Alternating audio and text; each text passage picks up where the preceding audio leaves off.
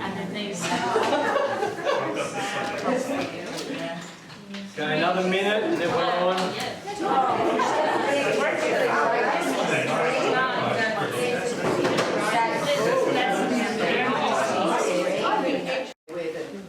The coral reef, the really different colours, because it was different to separate the different pieces and go, yep, that's distinct to that. There was one group when you started this one, you were trying to work out whether pieces were the sky or the snow, because they're quite similar, and that was challenging you in your sorting process. Yep. So this is the challenge. So this one was relatively easy from that point of view. Anyone pick up anything else out of this one? There were some pieces missing. Oh, well, okay, you get chocolates there. Not always the group gets that. Yeah, so there was quite a few pieces missing there, yes. I'll put it back then. One every now and again. Mix it up. I came and mixed it up. So what was I actually trying to mimic by doing that? Natural disaster. The end, yep, so there's different terms you use. So in the field of ecological restoration, which has been around for a long, long time, and in Northern Australia on the mining, on bauxite mining and stuff, CSIRO developed some really good, what do you want to call it, steps to success for regenerating or restoring really degraded mining land. And one of the things that you've got to plan for are stresses to the landscape. Stresses, S-T-R-E-S-S-O-R-S. So tolerate a stressor event and continue on. It may not be exactly the same, it might be a bit different. We all went through COVID. If you're running a business, you went through COVID. My business isn't the same as it was before COVID, but it's still going. It might be in a different form, but it's still functioning and feeding the family, etc. So resilience is this idea that it's not necessarily bouncing back, but it's bouncing forward or continuing on functioning. And in the case of a rural landscape where you've got primary production, after a drought or a flood or a fire, you can continue to make money through primary production and feed the family. And if you're not doing primary production, if you're doing amenity or conservation or whatever, any other rural land use that's often common now in rural landscapes, you're able to bounce back and continue your agritourism or continue your conservation activities. But it's this idea of resilience which you were trying to lock down. Now you can build a bigger and bigger wall. Sometimes the wall's just going to break, like a lot of roads around at the moment.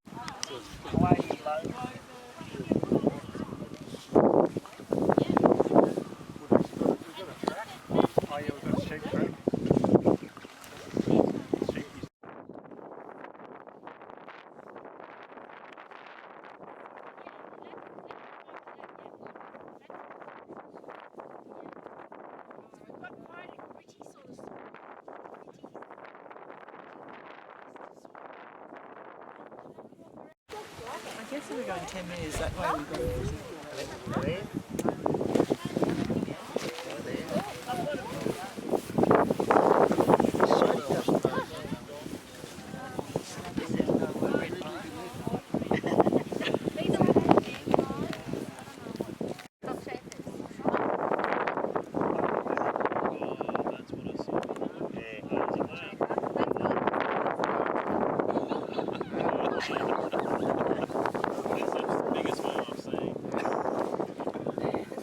dung beetle.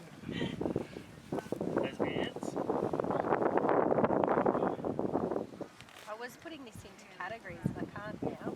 Sorry. Found too many.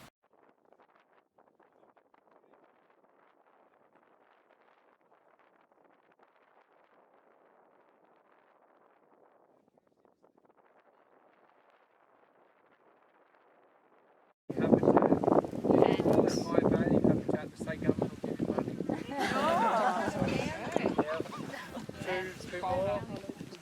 Fences, and we've noticed a lot of uneven terrain with like places where the water would accumulate and yeah. Okay. So you're looking at micro relief, micro terrain. Yep.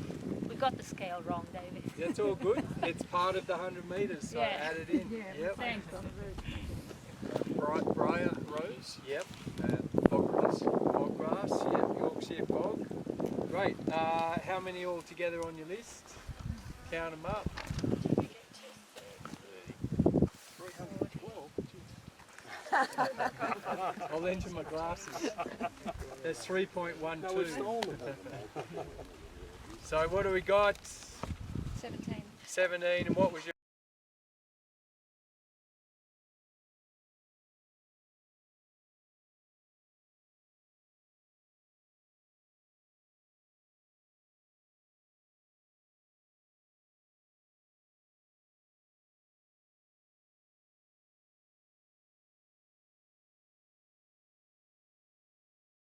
Hello!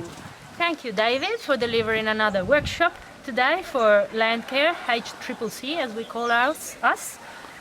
So, can you just introduce yourself quickly? Yep, I'm David Hardwick from Soil Land Food. I'm an agroecologist and I've come down to help run the Regenerating Rural Landscapes Bootcamp with the HCCC Landcare. Yeah, so perfect. What are the key aspects that you would like to pass on to the audience, like an audience like today, the main things that you would like them to understand and take home? Yeah, I think the big lesson from today, which is day one, is just helping people see their landscape a bit differently. So giving them some new kind of thinking and observing tools. And I think the big one was what we call patch thinking, where they see their rural property as made up of all of these patches or landscape elements like rocky outcrops and pasture patches and western sloping steep slopes and dams. They're all kind of parts to the puzzle.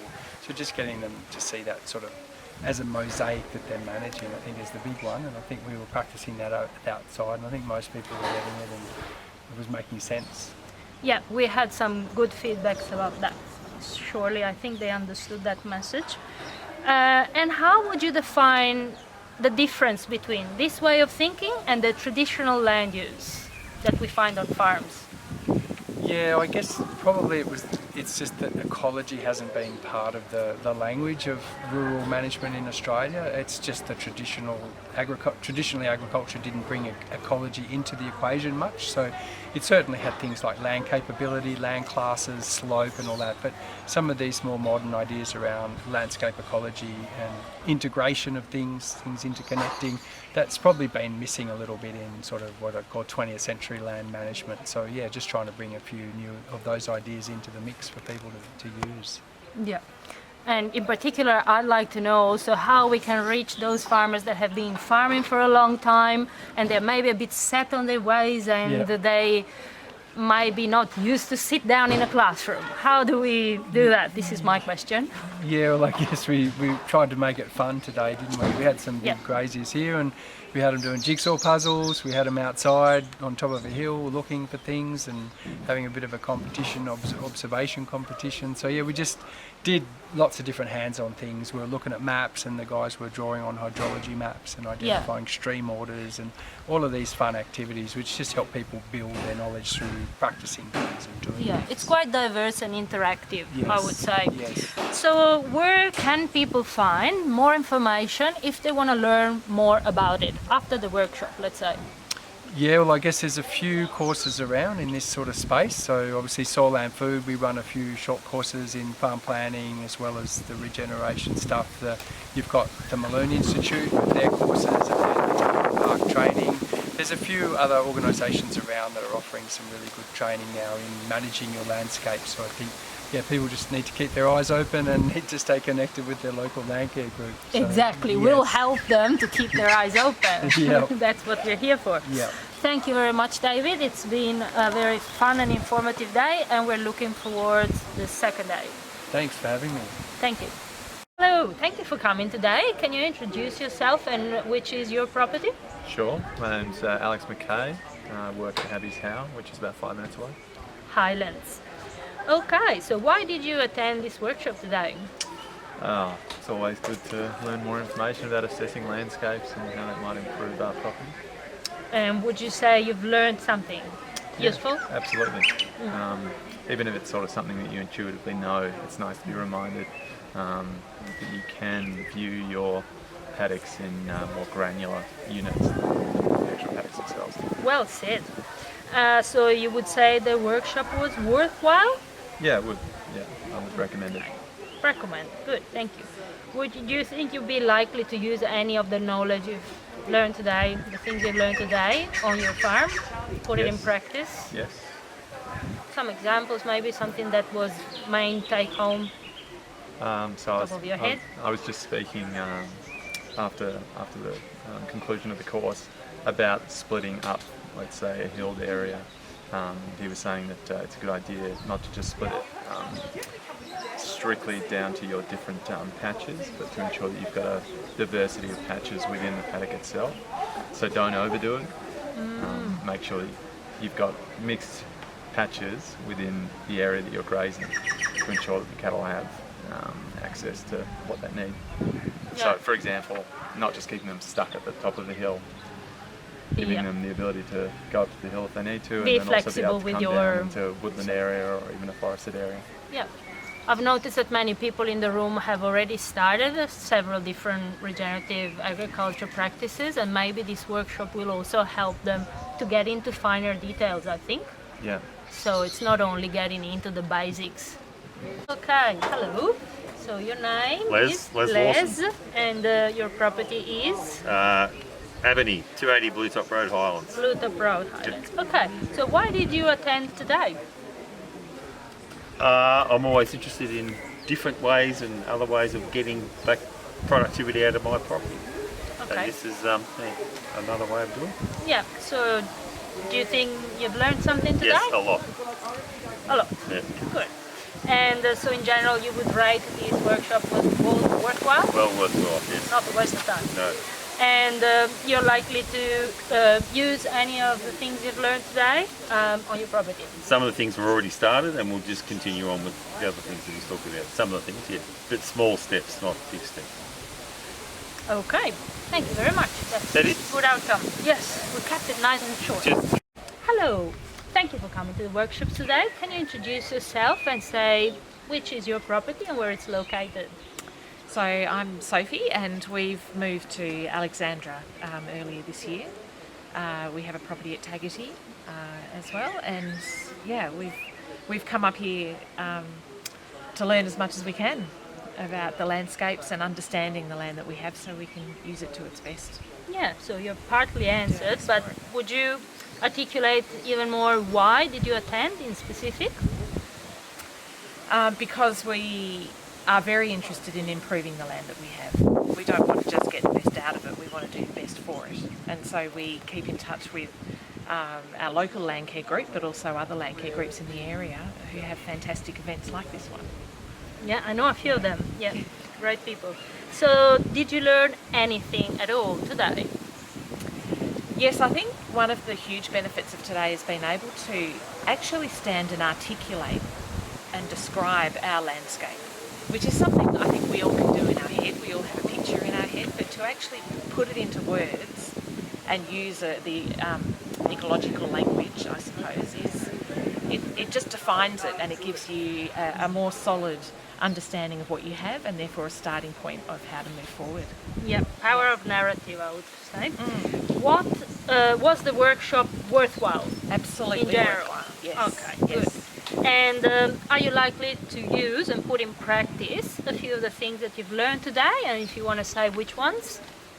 I think we'll go home and have a look. We'll spend some time in our environment, and together, my husband was here as well, so we'll both use what we've learned to, as I said, articulate what we have to work with, and understand that it is all very much interconnected, and work in the idea of patches on the property rather than working in paddocks.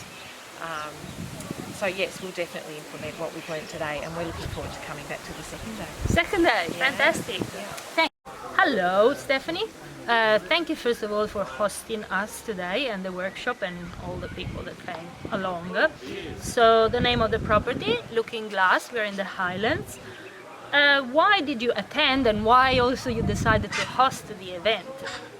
Well, we have become very interested in regenerating our rural landscapes. So when we saw the topic of today's session, we thought that sounds right up our alley, what we're interested in doing to Looking Glass, and we thought we'd like to offer other people to come along and learn as we learnt, and then we can all sort of join the journey together, swap tales, and really, I suppose, build some momentum for regenerating rural landscapes in this whole area.